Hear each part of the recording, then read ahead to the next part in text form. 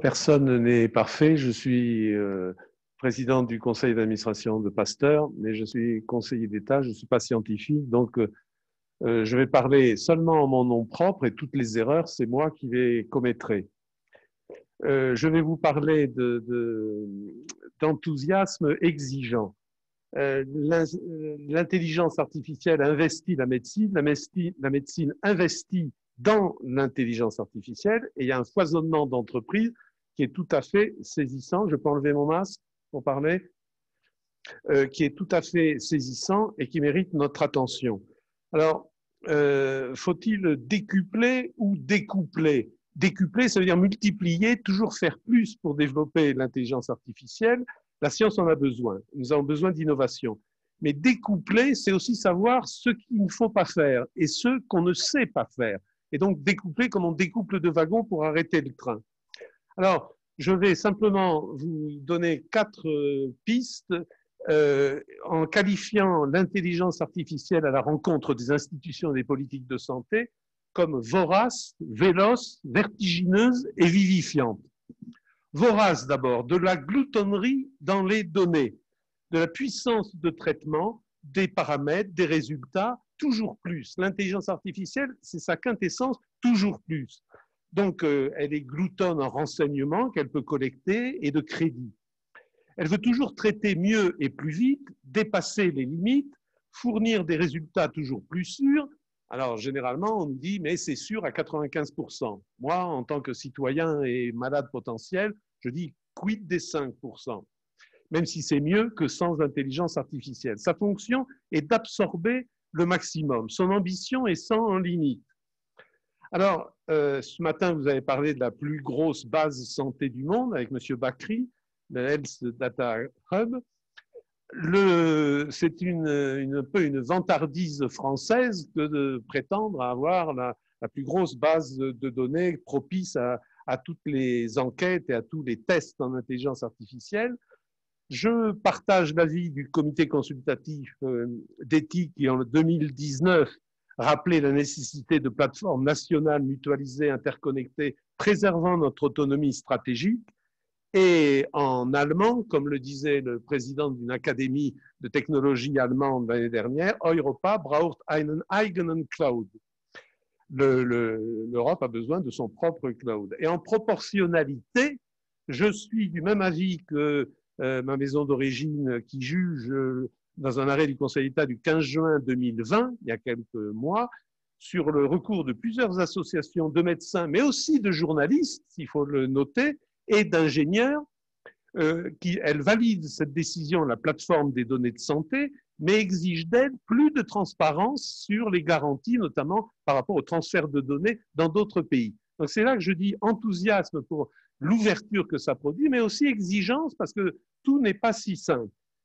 Cette super base va être ouverte à tous, c'est bien, mais elle n'est pas qu'une ressource économique, comme disait la Cour des comptes en 2016. Moi, je préfère la voir comme une superbe ouverture vers le futur. Et là, les entreprises ont leur rôle à jouer. Ce développement ne se fera pas sans les entreprises et les présentations qu'on vient d'avoir vont tout à fait dans ce sens. Alors, il faut savoir écouter dans notre enthousiasme sur l'intelligence artificielle et la médecine, il faut écouter des petites musiques d'alerte. Je vous en prends qu'une demi-douzaine. La Cour de justice de l'Union européenne, il y a quelques semaines, le 6 octobre 2020, fait un arrêt retentissant sur les limites à une collecte généralisée qui peut s'appliquer non seulement à la sécurité en général, mais aussi à la santé. Le Conseil constitutionnel, il y a quelques mois, le 11 mai 2020, dit que les données médicales sont d'une nature particulière. Alors c'est peut-être une affirmation, mais je pense que ça, c'est intéressant, il faut l'avoir en tête.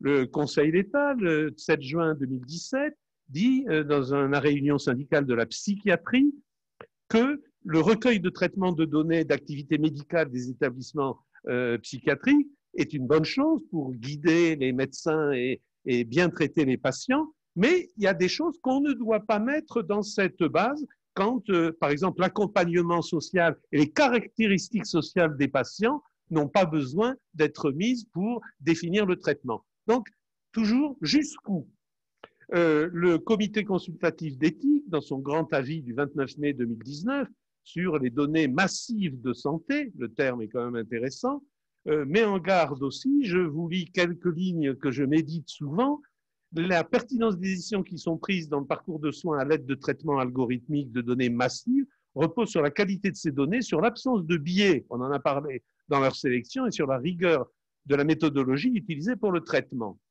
Donc là aussi, alerte. Et puis, last but not least, le Parlement, il faut écouter le Parlement. Et il y a quelques semaines, le 22 septembre 2020, il y avait une discussion très intéressante dans la loi de programmation sur la recherche entre une députée de la majorité qui disait « Les données sont devenues une richesse et un enjeu de souveraineté majeur, leur utilisation est nécessaire notamment en matière de santé publique, en particulier sur le génome et les ADN ». Et puis il y avait une réaction dans l'hémicycle, alors on peut ne pas l'écouter, de députés de la majorité qui disaient « Vous proposez de rendre possible l'utilisation des données relatives notamment à l'ADN. Vous rendez-vous compte de la portée d'une telle proposition qui est absolument liberticide et contre laquelle nous allons voter sans la moindre hésitation ?» C'était il y a quelques semaines devant le Parlement français et c'est vrai dans d'autres pays. Donc écoutons ces discussions parce que je crois que c'est bon de ne pas être d'accord et de ne pas tous être en catalepsie admirative devant l'intelligence artificielle, pas plus que devant d'autres techniques. D'ailleurs, le trop, jusqu'où aller dans la collecte des données, peut cohabiter parfaitement avec le trop peu. Alors même que nous disposons de bases de données formidables sur la santé, et c'est une richesse à tous les sens du mot de la France, on s'aperçoit à propos du Covid que Santé publique France manque de données sur ce qui se passe dans les EHPAD, manque de données sur les résultats du tracing, et donc il n'y en a pas assez. Alors, deuxième trait, l'intelligence artificielle en médecine, c'est mon sujet, est véloce, c'est-à-dire que elle est la quintessence de la vélocité intellectuelle parce que la science, y compris biomédicale, est une compétition. Et l'intelligence artificielle est un véhicule à forte accélération. Donc, elles sont faites pour s'entendre. C'est pour ça que dans la vélocité, je parle de science, de sécurité et de soins. De science, parce que l'intelligence artificielle est à la fois puissance et partage. La puissance, ça va de soi. Tout ce qu'on nous a démontré, c'est la puissance de la recherche, de la projection. Le partage, c'est peut-être plus intéressant parce que l'océan de données produites est partagé. Par exemple, les génomes de souches de bactéries, virus ou champignons analysés dans nos centres nationaux de référence, avec Pasteur à la moitié des centres nationaux de référence sur les maladies en France, sont séquencés et mis sur une plateforme mutualisée, PIBNet, Pasteur International Bioresource Network, accessible à tous. Donc, partage et puissance. En recherche, l'Institut Pasteur, qui a consacré sa lettre collective, sa lettre d'information il y a 2 ans, uniquement comment le big data révolutionne la recherche en santé, donc c'est pour moi qui dirais que le sujet est secondaire, a transformé son unité interne en créant un département entièrement consacré à la bioinformatique, à la biostatistique et à la biologie intégrative, et qui est fortement utilisé, par exemple, par les recherches de Thomas Bourgeron sur l'autisme, à travers la génomique, ou sur les systèmes immunitaires et la comparaison des populations par le professeur au Collège de France, Quintana Murcy. Donc, on voit là qu'il y a des travaux formidables et il faut s'adapter pour que la science progresse. De la même façon, notre direction de services informatiques a développé une application ouverte à tous avec Stockholm et Stanford pour mettre accessible à tous des données médicales comme la meilleure lecture des imageries de la cryomicroscopie, des microscopes Titan, là, qui sont les plus forts du monde, la segmentation des images de cellules ou la détection des lésions cutanées. Science, sécurité. Sécurité, à la fois sécurité sanitaire et sécurité informatique. Il faut avancer avec les deux. Évidemment, on en a parlé en matière de ruralité et de télémédecine, accentuée en France depuis l'article 51 de la loi de financement de sécurité sociale de 2018, ou le grand âge, avec le rapport remis le mois dernier par la FHF au gouvernement sur l'intelligence artificielle et les EHPAD, Ça va du verre connecté pour éviter la déshydratation à la détection des chutes, au pilulier connecté pour l'observance. L'épidémiologie, nous avons un programme de plusieurs instituts Pasteur du monde. Vous savez qu'on a 32 instituts Pasteur dans 26 pays. Il y a un projet sur la dengue au Cambodge avec d'autres pays qui fait appel beaucoup à l'intelligence artificielle et la radiologie. Plusieurs intervenants en ont très bien parlé avant moi. Et puis les soins, tout le monde s'y met, notamment je pense à l'Institut interdisciplinaire d'intelligence artificielle Prairie, qui réunit CNRS, INRIA, toute une série des entreprises, et puis l'Institut Pasteur aussi. Il s'agit d'associer l'humain et le rapprochement qu'apporte l'intelligence artificielle, le rapprochement, les associations capables de faire des alertes de la normale et du repérage du danger. C'est le rêve de la compréhension de la prédiction et non seulement des affections et des troubles qui portent les maladies de toute nature. Nous allons même plus loin à Pasteur avec quelque chose qui laisse un peu à la fois formidable et à maîtriser dans le département de neurosciences sur les logiciels de rééducation des facultés cognitives, notamment l'application Toi-même que développe le professeur Liedo pour auto-mesurer les troubles des personnes bipolaires et qu'elles détectent elles-mêmes les moments où elles vont passer de dépression en allégresse artificielle et elles peuvent prévoir elles-mêmes les aléas de leur comportement. Mais évidemment, quand on commence à ne plus seulement repérer un fait comme une lésion cutanée ou une lésion sur les bébés que vous présentiez à l'instant, mais qu'on commence à détecter l'émotion, le sentiment, la fuite, la confiance, on voit bien que ça pourrait avoir des développements bien au-delà de la médecine. C'est pour ça que je dis toujours enthousiasme, exigeant. Et puis, j'en arrive à mon troisième mot, après vorace et véloce, c'est vertigineux, parce que les progrès fantastiques de l'intelligence artificielle peuvent amener certains risques qu'il faut connaître, admettre pour les maîtriser dans le calme. L'intelligence artificielle peut servir plusieurs maîtres. Le soin de la personne, c'est même pour ça qu'elle est conçue et qu'on en a beaucoup parlé aujourd'hui, mais aussi la surveillance, la domination économique et scientifique, le contrôle social, la puissance politique, si elle est mal utilisée. Le patient peut être un dossier. Alors le dossier, il est unique, ce qui est enthousiasmant, parce qu'on a toutes les données sur une personne. Mais c'est une unité partagée. Et moi, j'ai appris qu'un secret qui dépasse 2 personnes, il entre dans la zone de turbulence.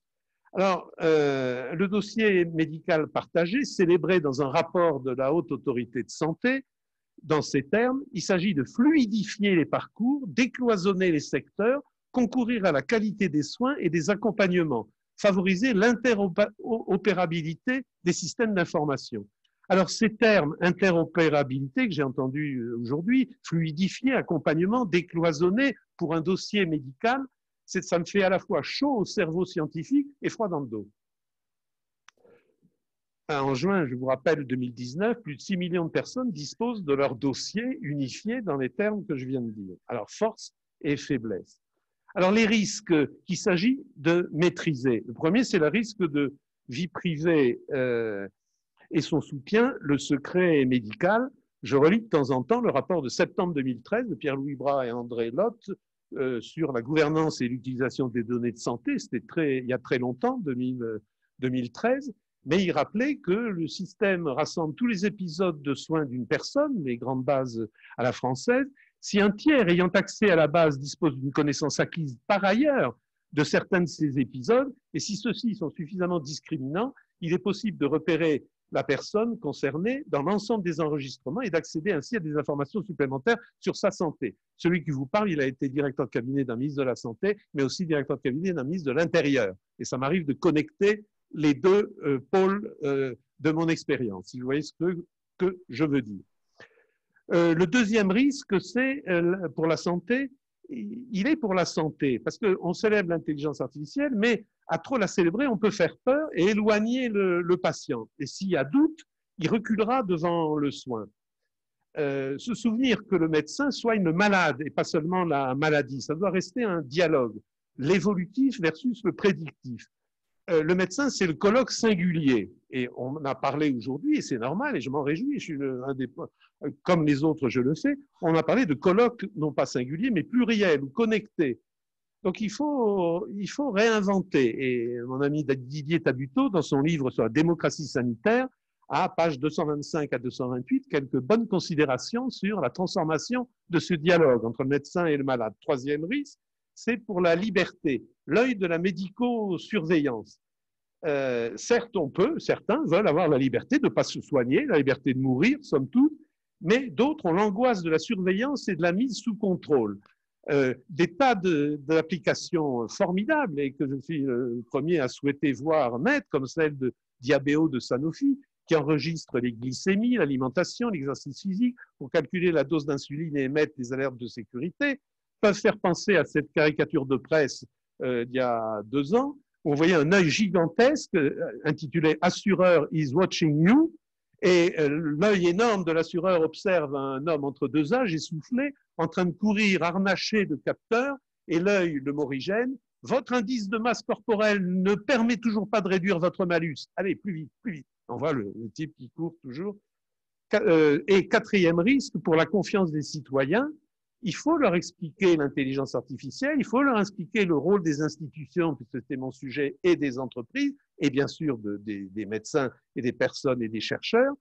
Dans la revue de la Fédération hospitalière de France, d'avril 2018, se font face, dans une autre caricature, une infirmière sévère qui a son tableau et qui regarde le malade bandé dans son lit. Et l'infirmière lui dit « Dites, Mickey Mouse, c'est votre vrai nom ?» Et la réponse du malade est déterminante. C'est un pseudo, mais la sécurité est l'affaire de tous. Et donc, attention à la sécurité et à la manière dont elle est intégrée par l'usager. Comment interpréter et communiquer les données chiffrées? Vous voyez le débat vif sur les statistiques Covid. Et donc, ces risques doivent être cernés, définis, expertisés, en même temps que l'intelligence artificielle ouvre des voies formidables au diagnostic et au suivi des personnes, comme ça vient d'être dit. Quatrième trait, et j'en aurai fini,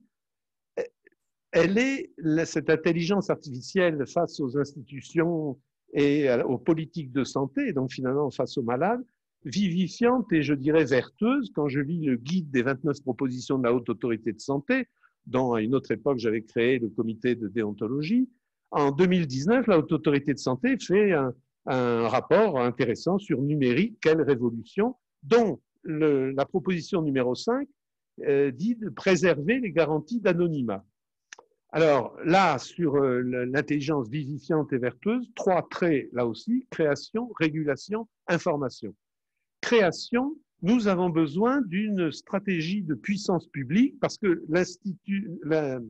l'intelligence artificielle est une chose scientifique, et une chose d'entreprise, une chose d'art médical, mais aussi de puissance publique. Si nos puissances publiques ne s'en saisissent pas, d'autres puissances publiques sauront s'en saisir. Parce que comme la statistique, l'intelligence artificielle est aussi un art royal.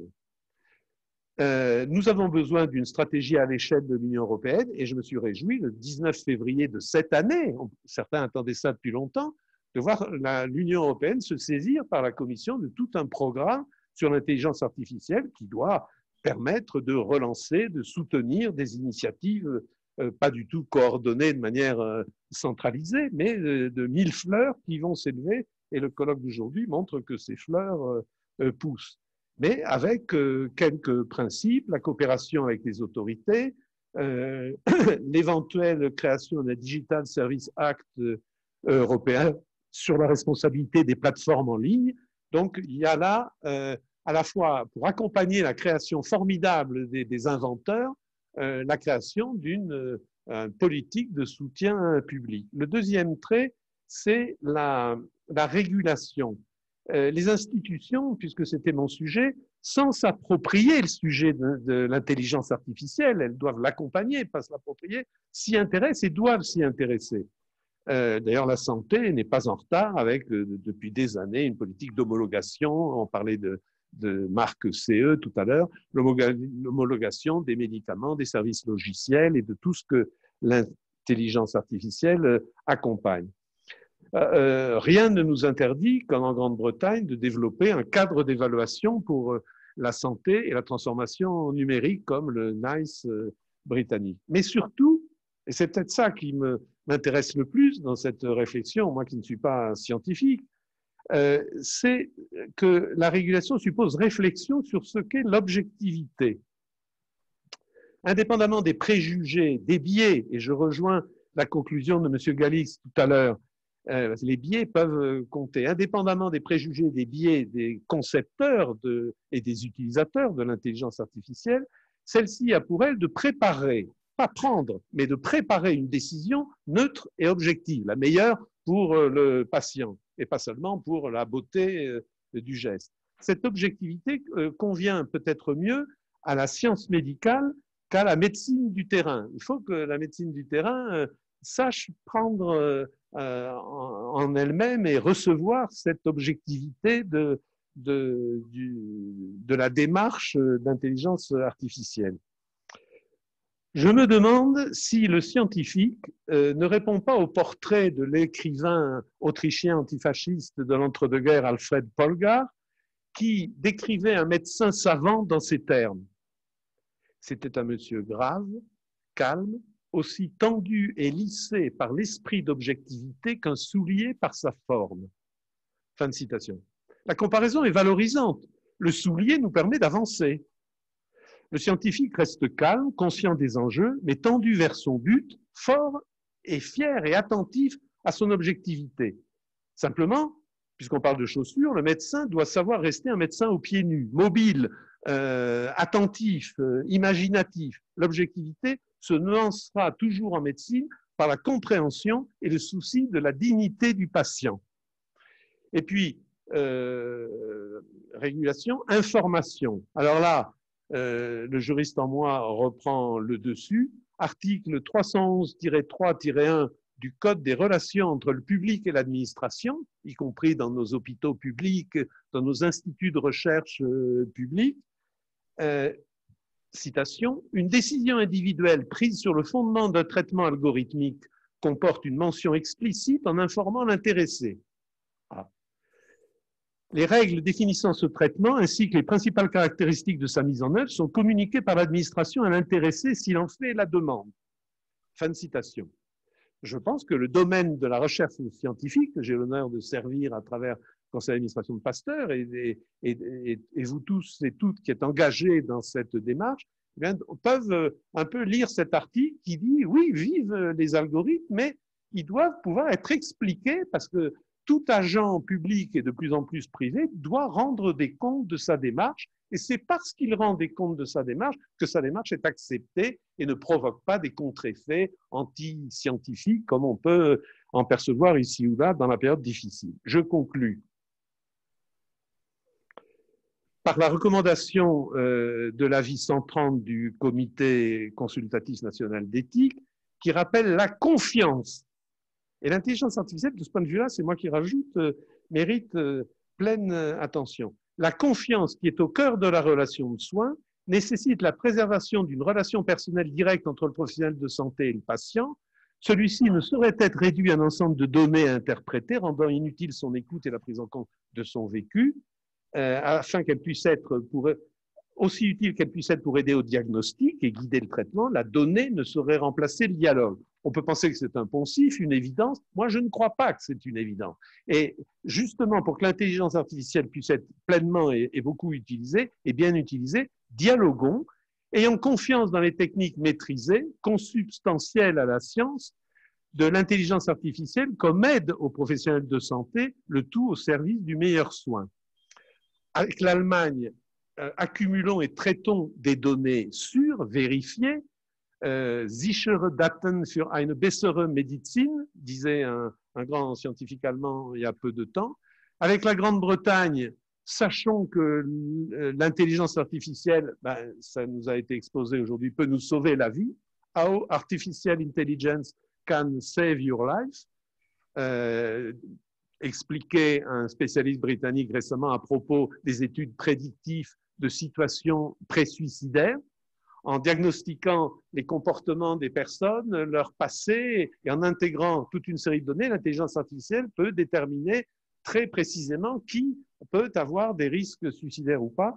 Et puis avec la France, investissons dans l'intelligence artificielle, mais pas artificieuse. Et avec Cédric Villani, tel qu'il l'exprimait dans son rapport et puis dans la revue Pouvoir il y a un an, travaillons à une intelligence artificielle. Ce n'est pas des mots creux, équitable et inclusive. Ça veut dire au service du malade et du citoyen que nous sommes tous potentiellement ou réellement. Je vous remercie.